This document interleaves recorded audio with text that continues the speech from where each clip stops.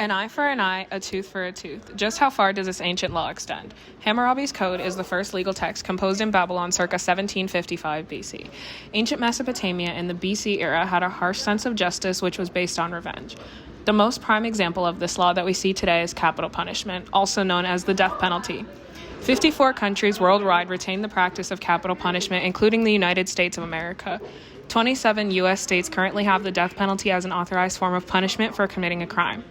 The American Constitution leaves it up to the state to decide whether or not to authorize the death penalty.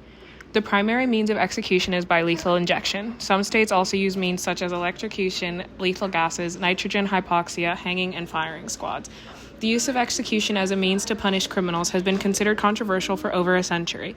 The practice is seen by abolitionists as unconstitutional, as it goes against the Eighth Amendment right of not inflicting cruel and unusual punishments. The death penalty has been around on U.S. soil before the United States was ever officially a country. All the way back in 1608, colonial Jamestown in Virginia, the British were executing people while trying to colonize new land.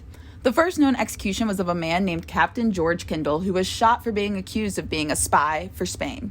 Back when America wasn't even a place yet, the death penalty could be granted for things as small as stealing food or trading with Indians. Other reasons included denying the existence of a true God, as well as hitting one's parents. At this time, it was normal for people to be killed by burning alive or being crushed to death.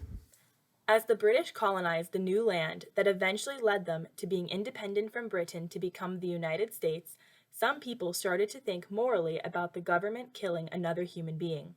In 1767, a man by the name Cesare Beccaria wrote an essay called On Crimes and Punishment, which was all about how the government didn't have the right to personally intervene and take a citizen's life.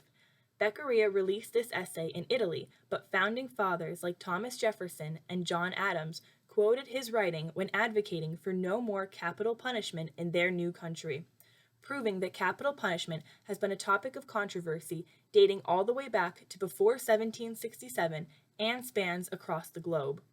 This essay started the conversation about what methods of execution were morally correct compared to the cruel ways they had in the colonial times.